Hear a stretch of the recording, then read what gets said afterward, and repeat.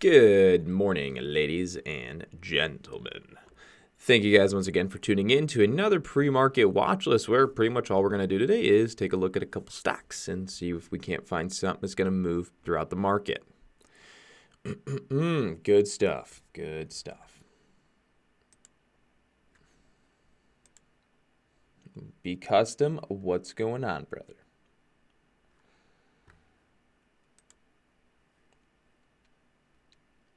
Yeah, yesterday was a good day. I did like yesterday. Yesterday was a fun day.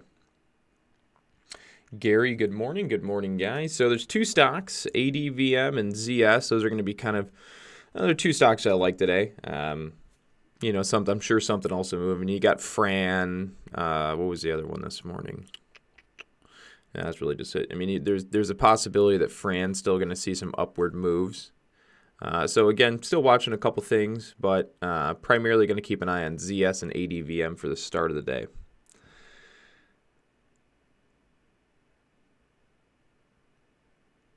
JD, I'm honestly not up to speed as much as probably somebody else is on the sector rotations currently, because generally I go day by day just by trading technical setups in different demand zones. So for the most part, what you are seeing is you are seeing some money rotate into small, I was going to say small caps, but mid to small caps versus large cap right now. And then you're also seeing some money rotate into value stocks rather than growth stocks. And that's, again, it's pretty much just all hedging sort of rotation against risk and reward.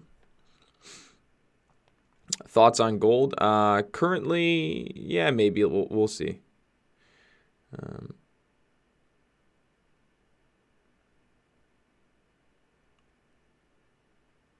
Yeah, so GLD and even silver, I would expect from when I earlier looked down, they'll probably have a little bit of a green day, just because they already got sold down so hard. They kind of based out, and now they're curling, so they're probably going through a little bit of a bounce phase. They've already started doing that, so I would expect maybe a little bit of a bouncing kind of scenario type play on SLV and gold today. I don't think it's just going to be an absolute monster day for them, but I would say good chance we see a little bit of a green day from silver and gold.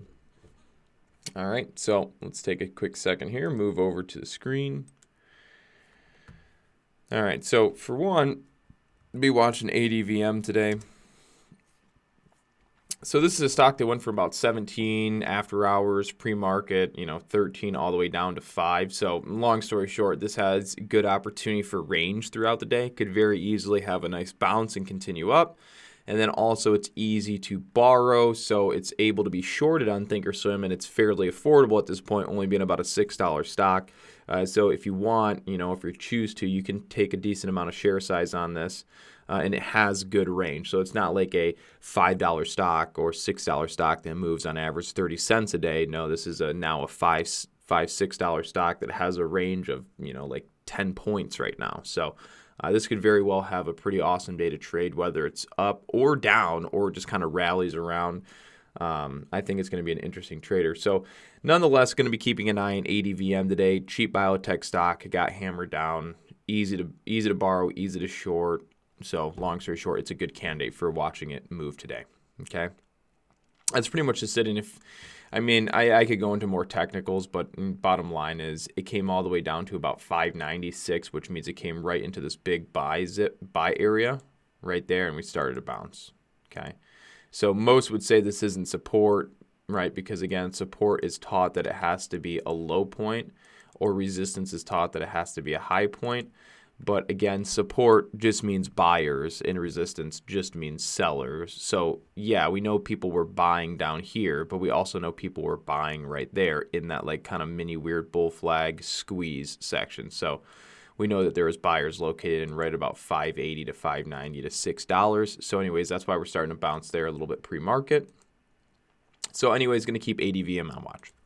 All right, next one to keep an eye on that I like is ZS. Now this was the earnings play from yesterday.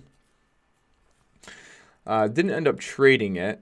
Almost hopped in long right here for the squeeze, but ended up trading probably Roku, I think, at that time.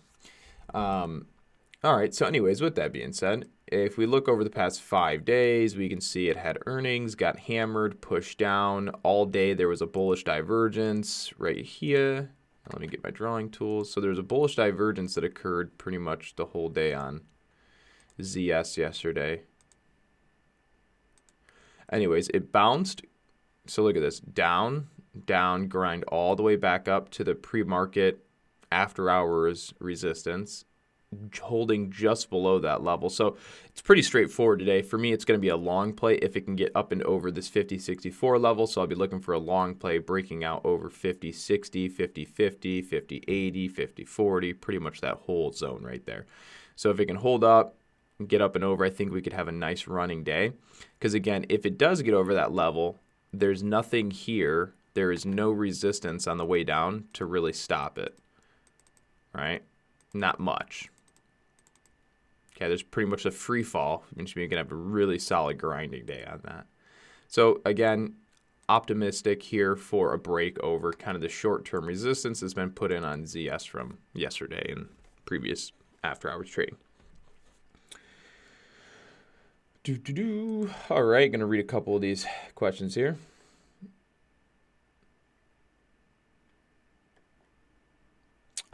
What is your thought on CURLF? I don't even know the ticker. It's a low volume stock, so it's not something I would day trade. If anything, I'd only be swing trading it. And right now, it's probably more of a sell. Yeah, it's a sell right now than it is a buy. I wouldn't be buying this for a breakout or a long play. I'd be kind of selling this if I was already long. And then I'd be waiting for a pullback. But yeah, right now, short-term resistance on CURLF. NAV, sure, I'll take a look at that for you.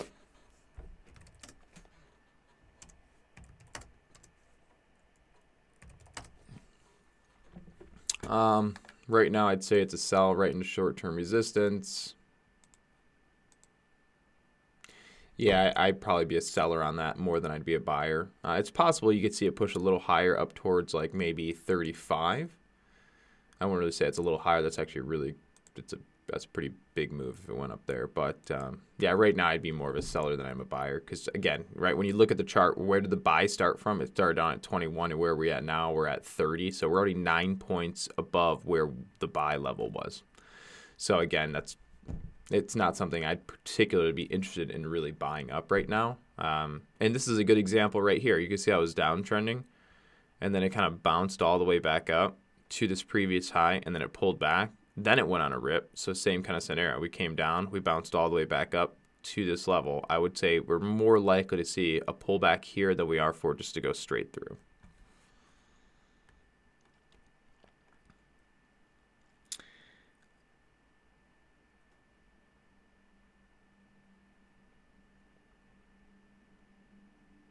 JNUG? Yeah, I haven't looked at JNUG in a while. Yeah, so I mean, again, pretty much JNUG follows the price of gold. So if gold's going to go up today, then JNUG's probably already up. If we look at the chart, yeah, I mean, it's already up. So, I mean, I guess I can go look at GLD. What is this doing? Yeah, that's actually doing pretty well. I mean, I really wouldn't expect too much more out of maybe gold or silver today. Silver's probably doing the same thing. Yeah. So again, I wouldn't expect too much more movement from gold or silver on the day. I mean, pre-market they've already put in pre-market they've already put in a really good move. So, I wouldn't expect too much. This is the point where short sellers, right? This is a pretty big sell-off. This is the point where short sellers are looking for a lower high to short into now, and then get a breakdown. That's what is going on right now. And if the shorts are wrong, then they'll get squeezed again, and then we'll run into probably a double top scenario. But yeah, I mean, JNUG's already pushing, but I wouldn't expect too much more movement.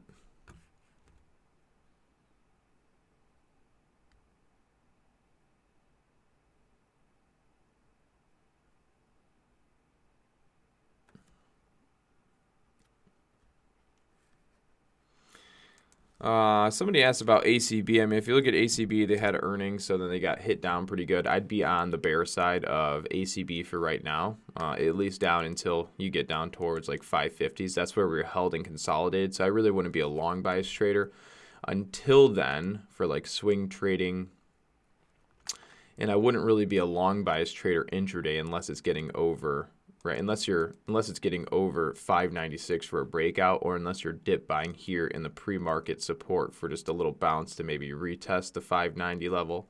So unless you want to trade this 10-cent range from like a dip buy to sell at the pre-market resistance, or trade for a breakout over your pre-market resistance, I would be more of I'd be a bearish trader on that.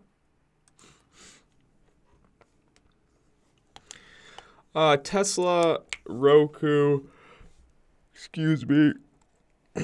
this platform is TD Ameritrade.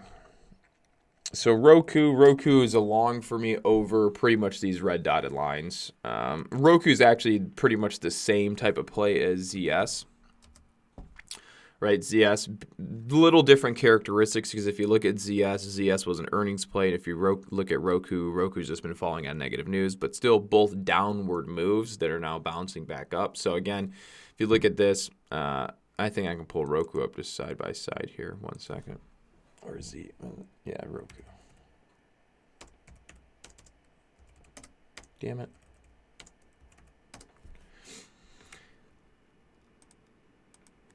All right, so if you look at Roku, downtrending, big bounce up right into like kind of the short squeeze breakout level, which is right here.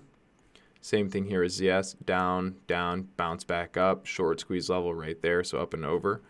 So again, with Roku, for me, it would be a long bias short squeeze move over this level, right? I could think we could see a nice push over that level, and that's the same thing with ZS.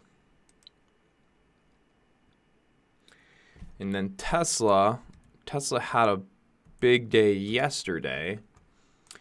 Right now, it's in good consolidation formation for continuation to the upside. And we are over this previous top. So I could see continuation, but let's see, gotta think. Chop down, grind up.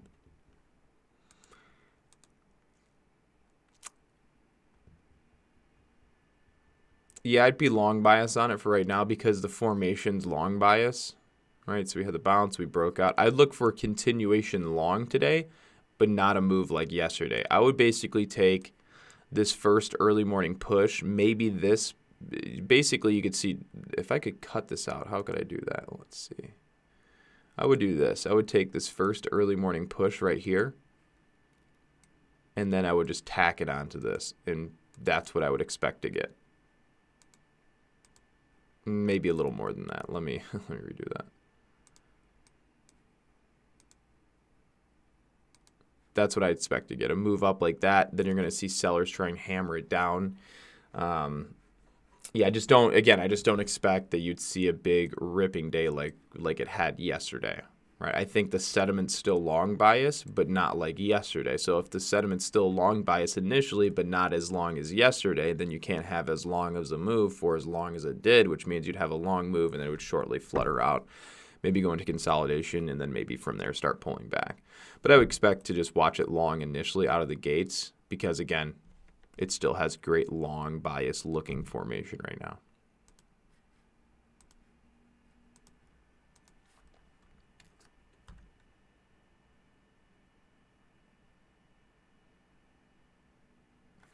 Saying gap fill Tesla? I didn't even see one. Maybe I wasn't looking hard enough. Oh, yeah. I mean, there is a gap fill without a doubt. And yeah, I mean, actually, that's a good thing to look at. Aim for a gap fill. But again, just to have it happen today, I guarantee the gap gets filled.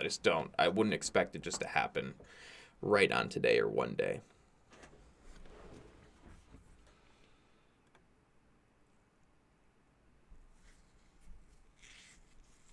No, I don't think Roku's really worth. No, I don't. No, I don't think Roku's are worth 150 or 160. I say Roku is probably $100 stock, honestly. Just like BYND. How's that? I haven't seen BYND in a while. I stopped paying attention to it because all the hype's kind of slowing down.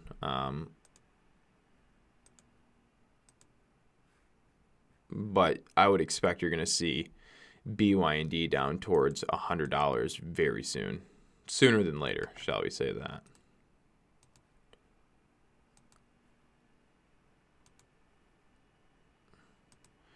Yeah, it's basically starting to form into a descending triangle formation. So eventually, if it breaks, kind of snaps out of here, it's going to go down towards 100 and probably lower than that. Yeah.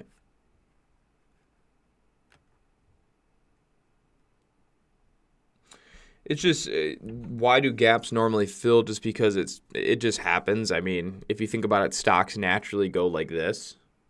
So if stocks naturally go like that, they're always going back and retracing moves that they made, generally speaking, for one, because that's just the way stocks move. But two, gaps in charts are seen as inconsistencies, and then they just get filled. It just happens.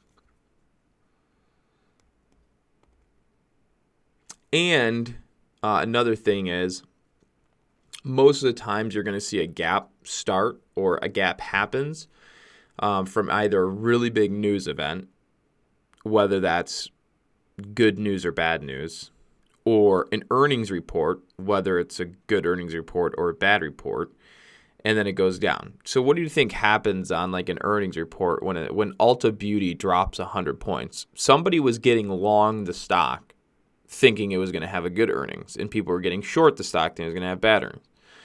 Next thing you know, it drops 100 points.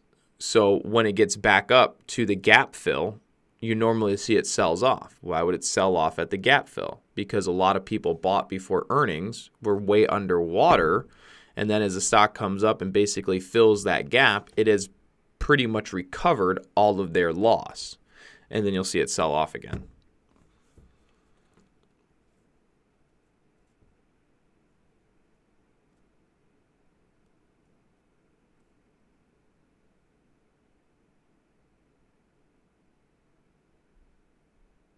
Page only, no.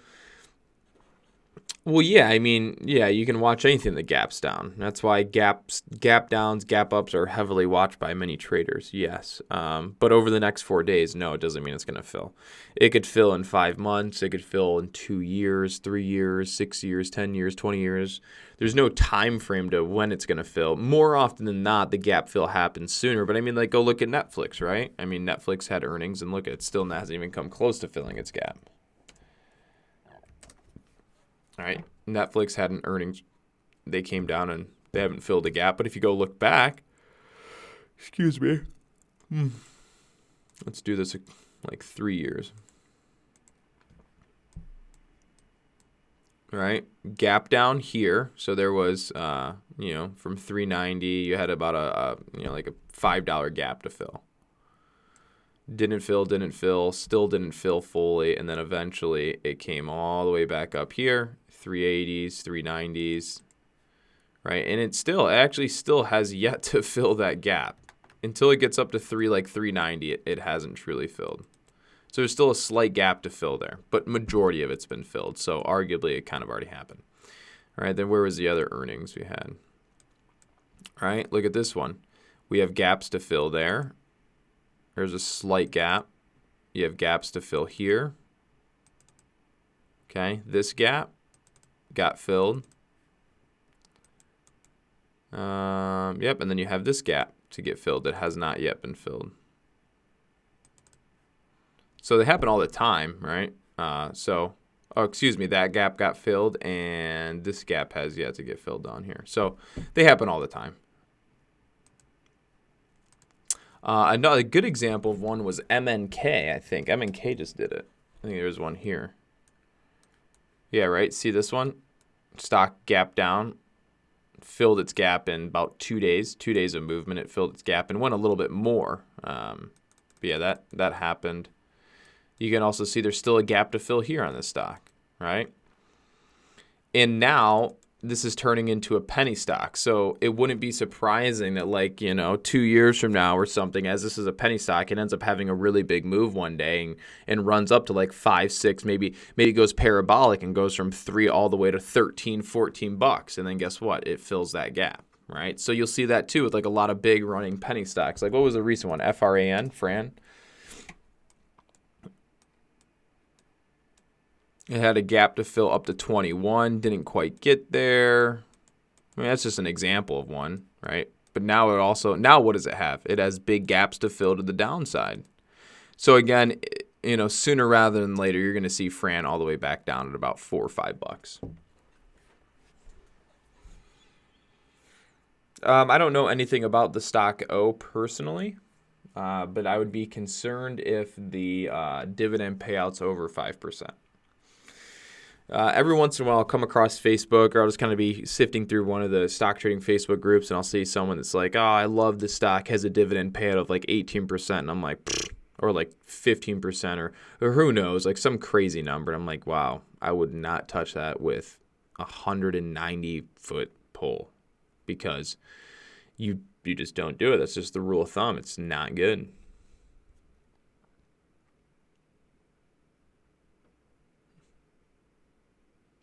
Yeah, I trade options every once in a while. Yeah. Not like I haven't traded European stocks on a European stock exchange, but yes, I've traded European stocks, Chinese stocks. Alibaba is a Chinese stock. I think AMRN, that's a German stock. I could be wrong about that one, but I'm pretty sure it's a German company. So there's many European and Chinese companies that trade on United States stock. Well, let's just say the United States markets. So you've probably traded them too, and you just don't even know it.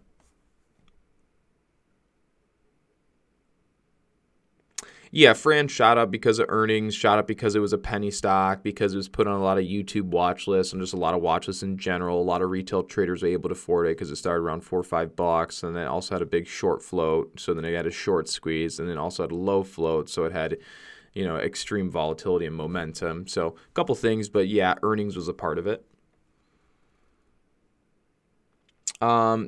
The reason why is YouTube, as a multi-million, maybe even billion-dollar company, hasn't quite figured out how to do their job correctly.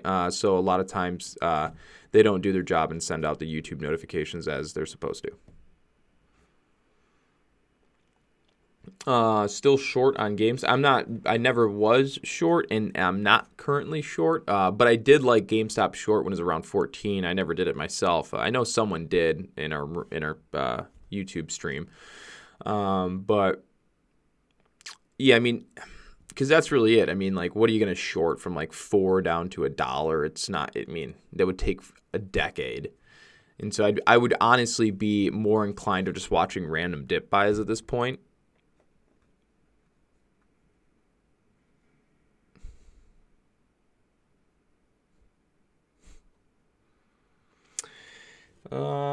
So we got a couple minutes here. I'll just kind of run through a couple random ones that you guys have asked about. SQ, unless something's different from pre-market trading, which it is, of course.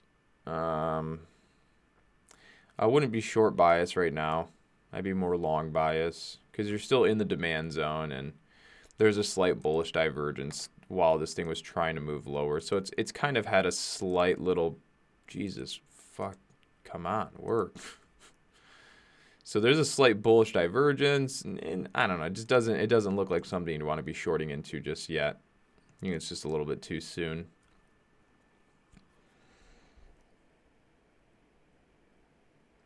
David, I appreciate it. I love doing it. Yeah, ENPH. I mean, yeah. You can probably buy it here. I'm just a stingy piece of shit, so I wanted it way lower. I wanted it to fill the gap down to 2188. Didn't quite fill the gap. It's starting to bounce. So now it's like, do I buy here for a shitty entry, or do I wait for it to come back down, right? So now you're in the psychological game as, is it going to go? Is it going to go? Or is it going to come back down? Going to come back down? So again, this is a situation where I just wait for it to come back down to fill the gap. If it doesn't fill the gap, then again, trade's gone. Just kind of missed it. Right? I'm not going to get the ideal entry, but I do think ENPH is right around that spot where it's ready to go. This is what we're seeing so far. We are seeing kind of buyers coming back in on it.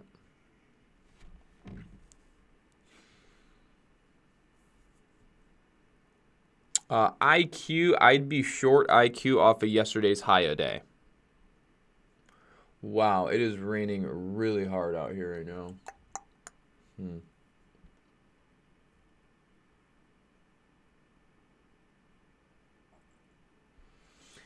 I always wanted, Yeah, you can get big tax benefits if you trade in a Roth IRA. But I should look at that. I thought you could do it through TD Ameritrade. Maybe, I'm not sure. Maybe I'll look into that for you guys. But if you can day trade, well, not necessarily day trading, but excuse me.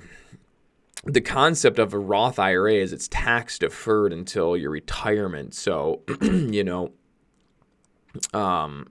all the money you make in a Roth IRA is tax deferred up until your retirement. So it's like, if you could just trade in your Roth IRA, right? If you made $25 million, it's tax deferred.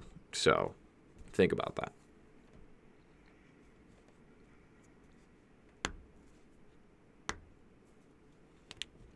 All right, guys, with that being said, 8:59, I'm going to run back, of course, get back into our private group. We're going to be going there till about 10:30, 11 anyways. So again, thank you guys once again for tuning in. I do appreciate everything to link up with me on a more one-to-one basis. It's all in the links below or in the description below to our chat rooms, Facebook group, and all that good stuff. So if you want to, check out the description below, and then we'll see you guys on the next video. Take care.